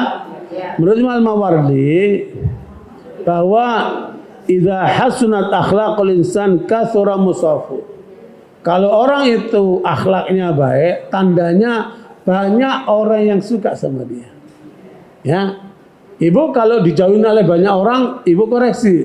Kok orang pada menjauh dari saya? Kenapa mas saya? Oh, orang bilang ibu itu pelit. Wajan. Ibu itu sombong. Ibu itu begini. Hati-hati tuh. Koreksi diri. Karena tanda orang yang akhlaknya bagus, apa Bu? Banyak orang suka sama dia. Ya. Makanya kalau orang nggak suka sama orang, itu coba koreksi. Ada apa dengan kita kan? Sampai orang pada menjauh dari kita. Ya. Dan orang yang akhlaknya bagus, kata Imam Al-Mawardi, ya semua urusannya Allah mudahkan. Ya. Semua urusannya Allah mudahkan. Kenapa Ibu? Kenapa Ibu? Itu tandanya itu. Karena dia suka mudahkan urusan orang. Subhanallah itu.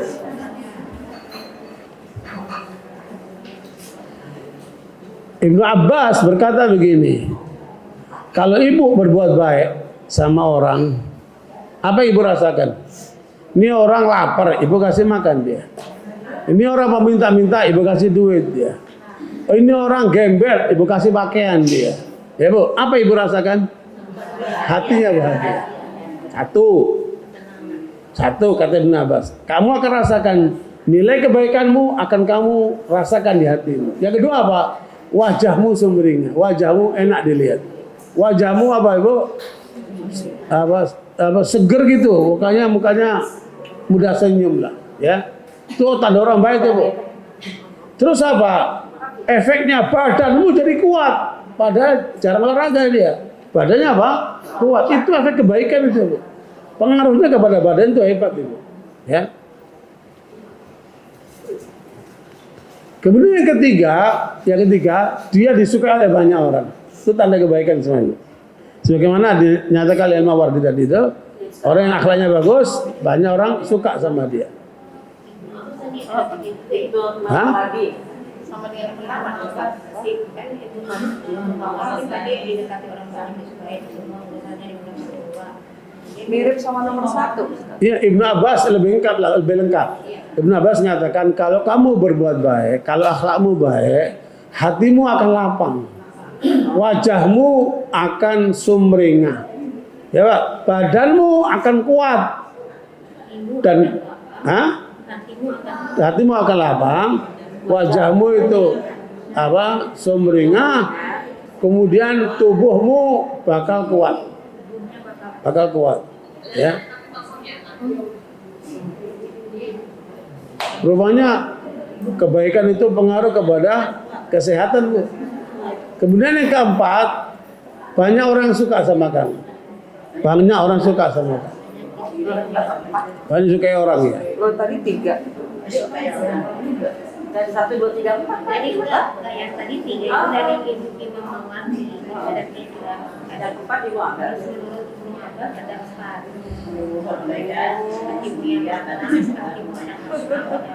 Bu, ilmunya ulama itu ya kadang-kadang nyangkut-nyangkut gitu Bu, ya pendapatnya bisa mirip-mirip lah gitu.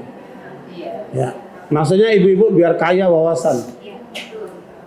Terus apa Ibu? Orang yang akhlak mulia itu apa Ibu? Urusannya apa? Mudah tadi kan? Ya, urusannya. Terus kata Mawardi, itu yang kedua Mawardi kan? Iya. Yang ketiga kata Mawardi, orang yang akhlaknya bagus, dia menghindari untuk marah. Ya Bu? Nyambung tadi ya Pak. Orang yang akhlaknya bagus, menghindari apa Bu? Untuk dia tahan, kalau dia mau marah dia tahan. Ya Bu? Menahan marah dia. Menghindari untuk marah. Orang yang akhlaknya bagus, dia menghindari untuk marah. Artinya apa? Tidak mudah terpancing dia. Emosinya terkendali, tidak terpancing dia.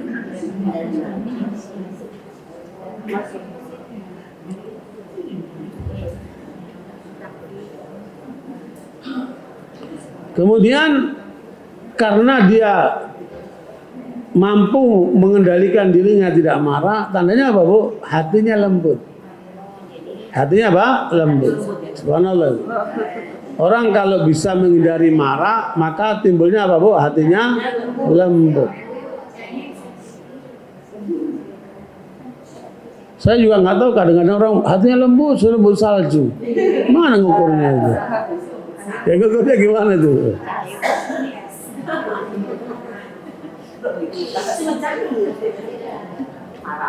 Kalau salju di frozen itu nanti kalbunya itu kan. Oke, lanjut Bu ya. Kemudian sekarang menurut Ibnu Thahir Al-Ashur, Ibnu Thahir Al-Ashur mengatakan, satu ulama lain Bu ya. Ibnu Thahir Al-Ashur ini ulama dari Tunis nih. Ibnu Thahir Al-Ashur mengatakan bahwa Ashur, Ibnu Thahir Al-Ashur. Ibnu Thahir Al-Ashur ini punya kitab berpuluh-puluh juz dalam kitab namanya Tahrir, tafsir itu, tafsir Quran namanya Tahrir. Nah, Ibnu Thahir Al-Ashur mengatakan inti seluruh akhlak mulia itu adalah kalau orang itu taat beragama. Ya, kalau orang itu taat beragama, sholatnya tepat waktu, ya Bu, bakti sama orang tua, kemudian dia cari yang halal, ya dia sayang sama istrinya, dia didik anak-anaknya, ya Bu, dia baik sama tetangganya, maka seluruh ukuran akhlak yang mulia ukurannya taat beragama. Itu Ibu, taat beragama. Kemudian yang kedua, memahami hakikat sesuatu. Memahami hakikat sesuatu. Karena segala sesuatu itu pasti ada hakikatnya Ibu. Ya, segala sesuatu itu pasti ada hakikat. Nah, orang itu memahami hakikat sesuatu. Kalau dalam bahasa filsafat namanya epistemologi. Epistemologi itu memahami sesuatu sampai seakar-akarnya. Umpamanya Ibu tahu kenapa kok orang itu miskin? Kenapa kok orang itu fakir? Ya, oh bisa jadi dia malas. Ya Bu, bisa jadi dia dijauhin sama orang karena akhlaknya buruk. Ya. Bisa jadi dia tidak punya kemampuan, tidak punya skill. Umpamanya kan. Jadi akar masalah dia tahu masalahnya itu apa. Ya. Contohnya akar masalah manusia rusak ini apa itu? Kenapa kok ada Donald Trump yang menculik presidennya negara lain, ya. Kenapa ada orang sejahat Netanyahu melakukan genosida seperti itu, ya. Kenapa kok ada orang berbuat begini dan begitu? Apa akar masalah kejahatan manusia itu, Bu? Hah? Itu bukan akar masalah. Itu tandanya Ibu. Tandanya akhlaknya buruk. Tapi ini akar masalahnya apa? Surat Al-Ahzab ayat 72. Inna aradna al-amanata 'ala samawati wal ardi wal jibal fa baina yahmilna wa asfaqna minha wa ma hamal insan innahu kana zaluman jahula. 72. Sampai saya bikin buku nih Bu. Ayat ini saya dalami, saya bisa bikin buku. Jadi akar masalah kerusakan manusia dua ini Bu. Ya. Sesungguhnya kami telah menawarkan amanat kepada langit, bumi dan tetapi semuanya enggan untuk memikul amanat itu. dan mereka khawatir tidak akan melaksanakannya. Lalu itulah amanat itu oleh manusia. Sungguh manusia itu sangat jalim dan sangat bodoh. Nah, dua akar masalah kejahatan manusia. Apa, Bu? Zalim, sangat zalim dan sangat bodoh. Sangat zalim dan sangat bodoh. Zalim apa? Bodoh apa, Ibu? Hah? Ya, secara bahasa zalim itu melewati batas. Tapi apa inti zalim itu, Bu? Apa itu zalim, Bu? Tahu yang benar tapi dia langgar. Jadi zalim itu orang yang tahu tapi melanggar.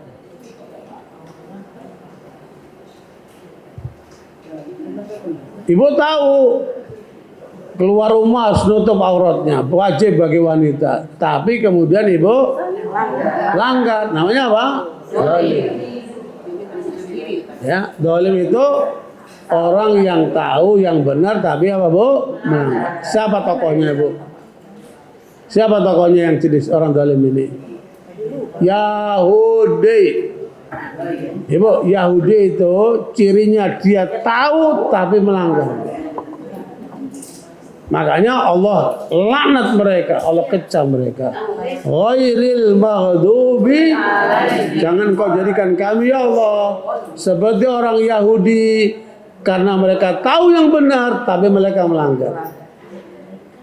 Makanya kata Imam Malik rahimahullah, Imam Sufyan ibn Uyainah, siapa yang tahu dari para ulama itu, para ulama kan tahu ya, ulama itu kan ulama kan dia tahu. Siapa yang bejat dari karangan ulama itu, maka ada padanya ciri Yahudi. Ya, orang yang tahu tapi melanggar, ada padanya ciri orang Yahudi. Ibu-ibu udah ngaji sekian lama, udah catat sekian banyak catatannya, tapi dilanggar juga. Tandanya apa, Bu? Zalim. Ya, dan zalim itu ada 3 unsurnya, Ibu. Zalim ada berapa? 3 unsurnya. Apa itu? Pertama, zalim kepada Allah, berarti tidak menunaikan hak Allah. Zalim dia. Ya, zalim itu tidak menunaikan hak Allah. Ya, orang yang melakukan kemusyrikan itu kan dia mencederai hak Allah itu, Bu. Zalim dia kan. Yang kedua, zalim kepada manusia. Hablum minallah. Tadi hablum minannas, ini hablum minallah. Dia zalim kepada manusia.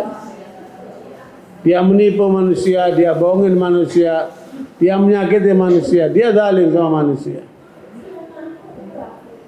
Yang ketiga, zalim kepada diri sendiri. Dia nyakiti diri sendiri, ujungnya apa, Bu?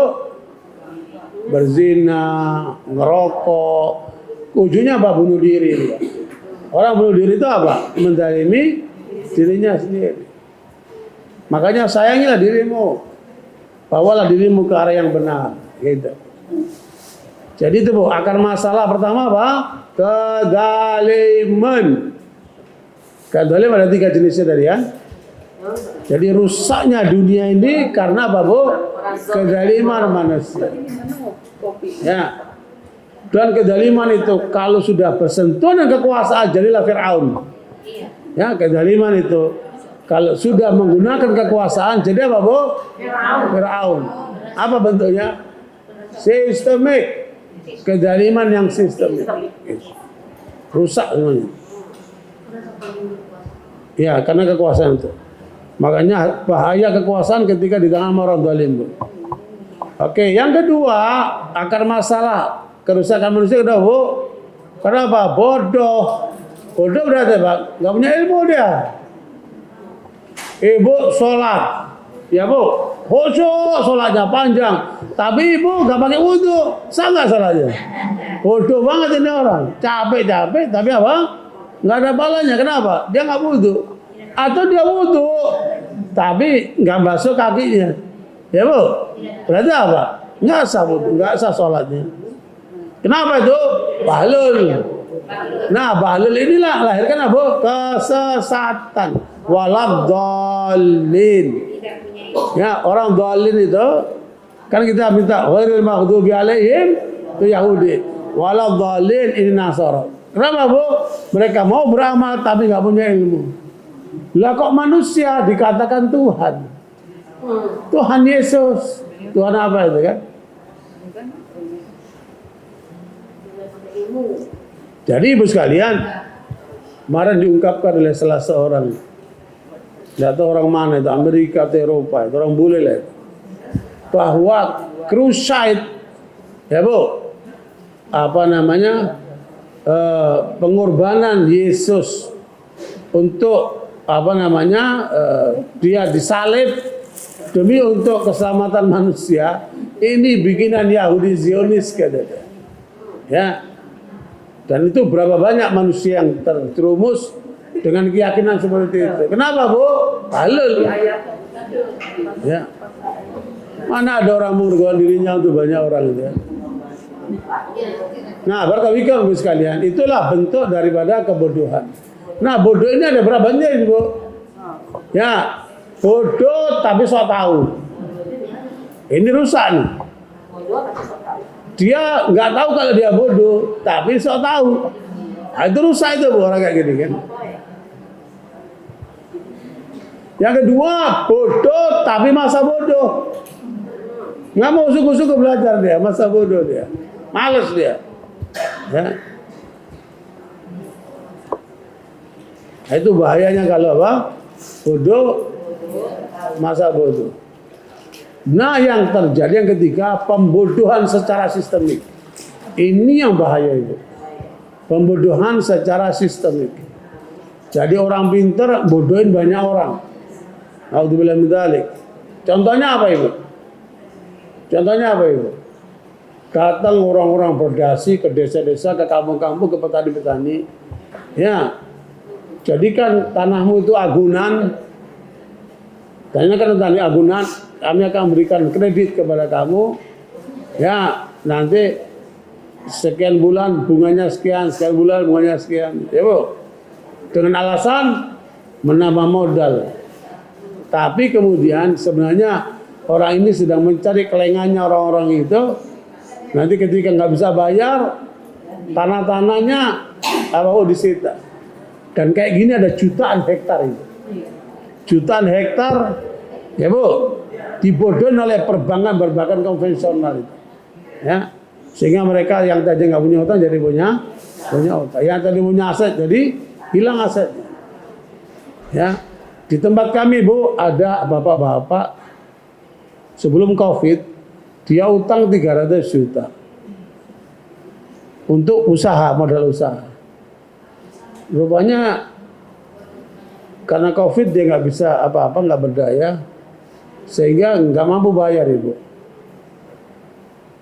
Rumah yang dijadikan agunan itu disita sampai bapak ini nggak punya apa-apa. Utang yang 300 juta dibayar dengan nilai rumah yang 2 miliar sekian lebih. Bayangkan betapa nyeselnya bapak itu. Ya, makanya Ibu, saya nasihati jangan pernah terlibat dengan utang-utang yang berbunga itu. Apakah pinjol, apakah perbankan. Ya, Bu. Karena Ibu akan dirugikan dalam jangka panjang nanti. Ya. Ini ahli perbankan nih, Bu, itu paham banget tuh. Ya, Bu. Jadi maknanya apa, Ibu? Orang pintar membodohin banyak orang. Ya, bahkan memiskinkan banyak orang. Sistemik itu kan. Nah, karena itu barakallahu fikum sekalian, inilah dua akar masalah kerusakan manusia ini. Apa, Bu? Kezaliman dan kebodohan. Makanya berilmulah akan apa, Bu? Bisa menegakkan keadilan. Karena ilmu akan mengatakan orang kepada apa? Bersikap apa? Adil. Oke, kemudian yang ketiga menurut siapa tadi? Ibn Ashur, Pak Ibn Ashur. Akhlak yang ketiga apa? Pengendalian jiwa, sabar. Ya, bahkan dia mengatakan hilm. Helm itu di atasnya sabar itu. Dia santun, tidak mudah terpancing emosinya. Ya, sabar, di atasnya namanya helm. Helm itu Ibu, dia diganggu dan dia mampu untuk membalas, tapi dia nggak balas. Ya, itu helm itu. Di atasnya sabar itu. Kalau sabar itu memang dia nggak mampu untuk balas. Dia sudah, saya sabar bertahan. Ya Bu, sabar itu artinya apa Bu? Menahan diri karena nggak mampu untuk membalas. Tapi kalau helm ini di atasnya, dia diganggu dan dia mampu untuk membalas, tapi dia nggak lakukan. Itu di atasnya sabar itu. Dia diganggu dan mampu untuk membalas. Tapi dia nggak balas. Karena itulah namanya helm. Ya, helm itu bahasa Indonesia nggak ada, tapi mirip-mirip ke arah itu santun lah. Santun ya.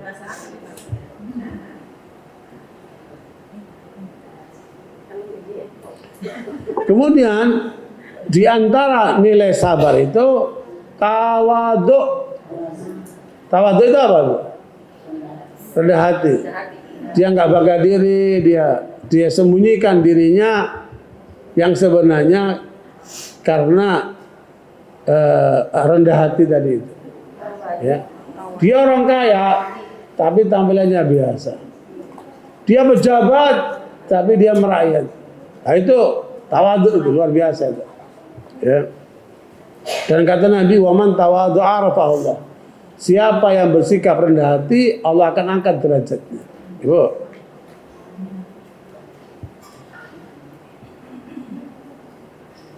Kemudian di antara tanda akhlak mulia itu mengakui kebaikan orang lain.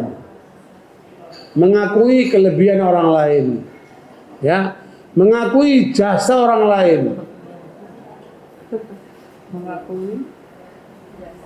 Mengakui jasa orang lain. Ketika kita sebagai anak, sehebat apapun anak itu nggak akan bisa melebihin orang tuanya. Kenapa? Jasa orang tuanya sama dia, ya luar biasa, tidak pernah bisa diuangkan, dari bisa dinilai. Ya Bu. Itu akuilah. Orang tua kita manusia yang terbaik menurut kita kan. Setelah Nabi Muhammad SAW. Kemudian di antara akhlak mulia itu zuhud. Apa itu zuhud Bu? Zuhud itu menggunakan kekayaan dunia untuk membangun akhirat. Ya Bu. Zuhud itu bukan berarti kere Bu ya, bukan berarti miskin. Ya, menggunakan ya Bu, kepentingan atau kekayaan dunia untuk membangun akhirat.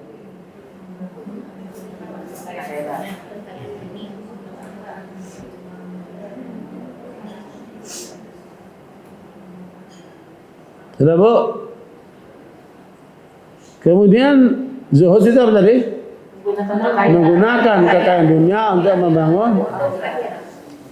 Makanya ketika ibu bersedekah itu ibu sedang menitipkan kepada Allah.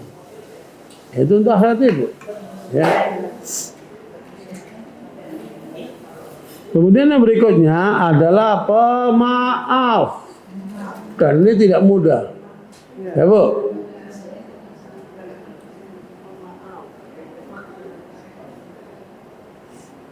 Apalagi kalau ibu-ibu sudah menangkap kesalahan suaminya. Itu diingat-ingat. Ada masalah dikit diungkap lagi. Udah minta maaf, nanti diungkap lagi. Error. Ya Bu. Makanya Bu, jadilah pemaaf. Lawannya apa? Pendendam. Ya. Pokoknya laki-laki harus paham, jangan pernah berbuat salah depan istrinya. Kalau salah, buat catatan seumur hidup. Udah maaf, udah maaf, diulang lagi. Ya Bu, udah error. Bu, makanya Bu, jadi apa? Pemaaf, jangan menendam. Kemudian di antara akhlak mulia itu Bu, rasa malu. Ya, orang kalau punya rasa malu, dia akan apa? Menghindari semua pelanggaran, akan menghindari semua yang nggak benar itu. Ya. Dan pusat malu ada di mana Ibu? di ibu-ibu. Ibu-ibu itu rasa malunya tinggi sekali ya. Makanya seluruh ajaran para nabi itu disebut sama Nabi, seluruh ajaran Nabi itu apa? Membangun rasa malu. Sebab orang kalau udah hilang rasa malunya, apapun dia akan lakukan. Kan? Jual diri kah, bohong kah, apalah. Makanya rasa malu itu kalau menurut saya itu rem. Rem yang luar biasa rasa malu. Ya. Kemudian yang lain, ini ada beberapa yang sudah disebutkan, saya nggak sebutkan. Yang nggak disebutkan, saya sebutkan. Apa Ibu? Banyak diam. Banyak diam. Ya. Bu, diam itu hikmah, kata para ulama. Tapi sedikit yang menjalankannya. Makanya orang kalau diam nggak bisa dinilai, Bu. Kalau ibu ngomong, saya bisa nilai ibu ini begini. Dengan omongannya itu, saya bisa menilai dia. Karena omongan itu ekspresi daripada yang ada di batin dia. Makanya orang kalau ngomong bisa kita nilai. Kalau dalam bahasa Sunda takallamu khibiruka mana. Kalau kamu ngomong, saya bisa menilai itu kamu siapa. Rosfeld mengatakan kalau orang ngomong tentang sesuatu atau tentang seseorang, itu tanda orang ini otaknya pendek. Ibu bicara tentang harga jam tangan mahal, tentang perhiasan, tentang pakaian, atau menilai tentang seseorang. Oh, orang ini begini. Saya langsung menilai ibu otaknya pendek. Kalau membahas tentang orang atau sesuatu. Ya, Bu. Kalau ibu yang dibahas tentang peristiwa, oh ini Presiden Prabowo ikut menandatangani BOP di Davos, begini. Dia bicara tentang peristiwa, berarti apa? Otaknya sedang. Orang membahas tentang peristiwa, berarti apa, Bu? Otaknya apa? Sedang. Nah, yang ketiga, kalau dia bicara ke depan, bagaimana Indonesia 2030? Bagaimana Indonesia 2040? Atau ibu mengatakan, bagaimana rumah tangga kita ke depannya. Gimana anak-anak kita ke depannya? Itu tandanya ibu-ibu otaknya panjang. Ya, karena membahas jauh ke depan. Ya, makanya sekarang ini jarang orang bicara ke depan. Dia bicara yang sekarang atau kebanyakan yang masa lalunya. Dulu ibu begini, selalu ibu begini. Ya, Bu, itu pengalaman masa lalunya. Udah, Bu, udah tutup. Ya. Gak perlu dibicarakan lagi masa lalu. Boleh ambil pelajaran masa lalu untuk masa depan, tapi tidak perlu dibanggakan, ya, Bu. Jadi apa, Bu? Udah jangan diharapkan, kalau dibicarakan nanti jadi, nggak usah dibicarain. Jadi Ibu sekalian, makanya diam itu pelajaran itu. Nah, Ramadan itu harus banyak diam, kurangi ngomong. Makanya Nabi memberikan kaidah dalam Muslim, man kana yu'minu billahi wal yawmil akhir falyaqul khairan aw liyasmut. Kalau orang sadar hubungannya kepada Allah dan terhadap akhiratnya, maka apa, Bu? Jangan ngomong kecuali yang benar. Kalau enggak, diam. Ya, ngomong yang baik atau diam. Kenapa, Ibu? Karena tanda, saya waktu udah sampaikan sama ibu-ibu, ada 6 tanda orang bodoh. Ya, Bu, ada tanda 6 orang bodoh. Di antara tanda orang bodoh apa, Bu? Asbun. Semua dikomentari. Ya, Bu. Orang bodoh tandanya apa, Bu? Banyak ngomong. Tong kosong nyari bunyinya. Kalau ngomong yang benar. Kalau ngomong harus ada landasannya, harus ada argumentasinya. Ima dasarnya agama, atau dasarnya akal, atau dasarnya fakta. Itu. Sudah, Bu? Jadi apa, Bu? Ada ingat gak? 6 tanda orang bodoh. Apa, Ibu? Asbun salah satunya. Terus apa lagi? Ya. Jadi orang yang bodoh tanda pertama, Bu,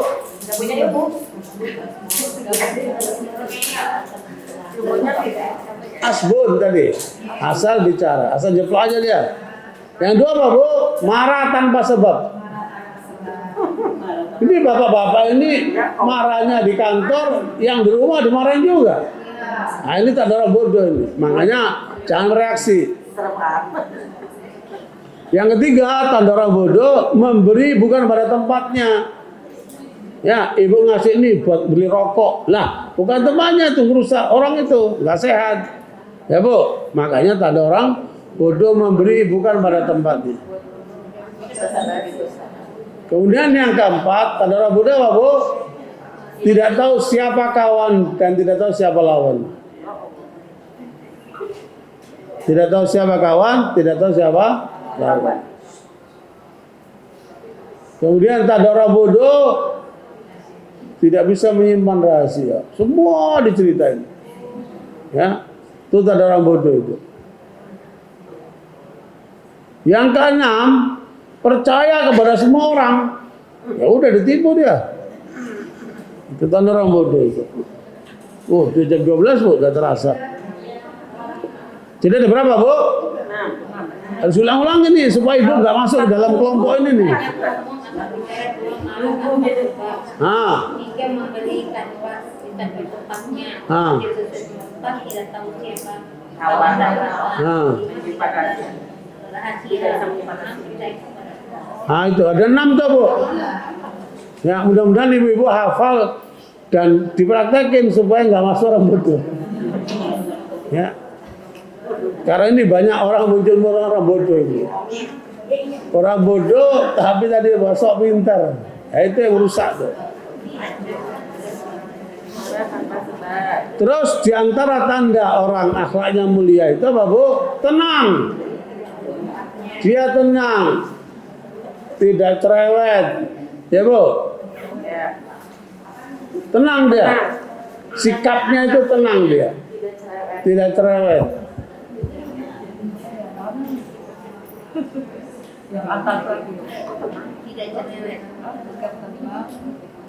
Terakhir, orang yang akhlaknya bagus, muamalahnya bagus dia. Ya Bu, muamalahnya bagus dia. Janjinya ditepati, ya Bu, ngomongnya jujur, ya menyenangkan orang dalam bergaulan itu. Dia bagus bergaulannya. Saya kira itu Bu, pelajaran-pelajaran penting pada hari ini untuk akhlak yang mulia. Insya Allah pada kesempatan yang berikutnya kajian kita akan membahas tentang akhlak yang mulia menurut Al-Quran. Ya Bu, akhlak yang mulia menurut Al-Quran yang dicintai oleh Allah Subhanahu Wa Taala. Insya Allah kita bahas pada kesempatan yang lain. Pelajaran kita hari ini semoga bisa ditangkap dengan baik. Yang tidur teruskan.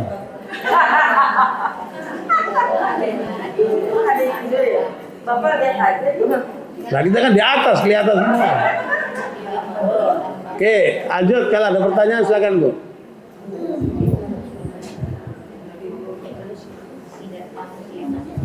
Ya, yang belum wudhu silakan wudhu Bu. Kita bentar lagi salat berjamaah. Ya Bu, sebentar nih. Ya.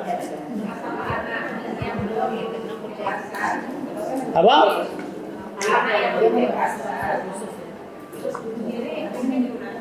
Apa? Belum dewasa? Kayak kemarin di NTT anak kecil dulu. Mudah-mudahan Allah ampunkan dosa-dosanya karena dia akalnya belum normal. Ya. Jadi itu ada unsur kesalahan orang tuanya juga. Karena anak yang kecil itu dia belum balik, akalnya belum normal. Ya semoga Allah ampunkan ya. Ustadz ada pertanyaan tadi yang mengenai. Ya Bu, gantian ngomongnya Bu. Nih Bu, dia dulu. Udah, ada tadi kan katanya iblis itu dilaknat Allah sampai di akhir.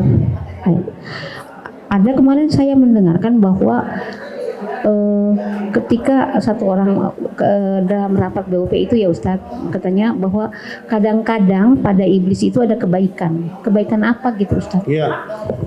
Jadi kemarin itu ada seorang yang berkomentar bahwa Indonesia ikut BOP mungkin ada kebaikannya. Wong iblis saja kalau ada kebaikannya kita terima. Kemudian dibantah sama anak muda dari Iran, orang Syiah. Iblis itu dilaknat sampai hari kiamat. Mana ada kebaikannya? Nah ini nggak tahu ibu. Ustadz itu berpendapat begitu karena suatu hari kejadian Rasulullah SAW menugasi Abu Hurairah radhiyallahu anhu untuk menjaga harta zakat. Malam hari itu dalam saat di jam jaga itu ada seorang pencuri ngambil dari uang zakat itu. Ditangkap sama Abu Hurairah. Ya. Ternyata orang itu mengatakan, "Aku akan bawa kamu ke Rasulullah." Kata dia, "Jangan bawa aku ke Rasulullah.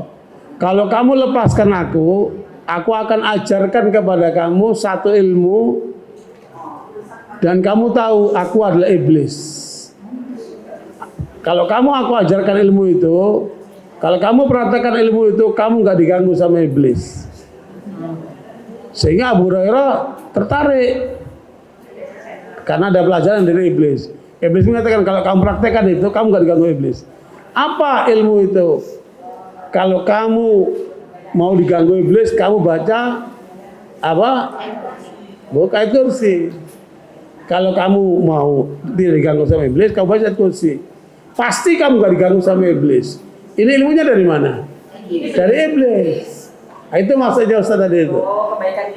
Jadi kalau iblis saja mengatakan begitu, kamu terima dan kemudian dilaporkan sama Rasulullah oleh Abu Hurairah. Ya Rasulullah, semalam ada kejadian, ada orang ngambil dari harta zakat, saya tangkap, ternyata dia iblis.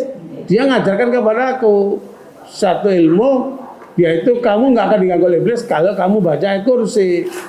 Apa kata Nabi? Shadaqaka fahuwa kadzub. Nabi membenarkan omongannya iblis itu. Tapi si iblis itu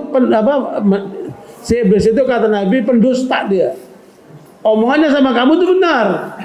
Tapi dia sendiri apa? Pendusta. Itu riwayatnya itu. Gitu. Ya,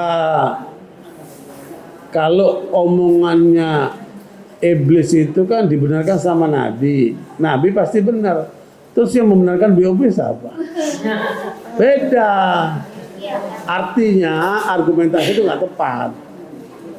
Argumentasi itu nggak tepat. Iya, karena gini Ustaz, kita kan sudah ada pengalaman, kita artinya fakta di lapangan bahwa ketika kita berhubungan dengan Yahudi, dengan Donald Trump, lalu dihianati, tidak pernah ada kebenaran itu yang hakiki gitu, nggak pernah gitu. Jadi sebenarnya Ustadz itu hanya pembenaran saja.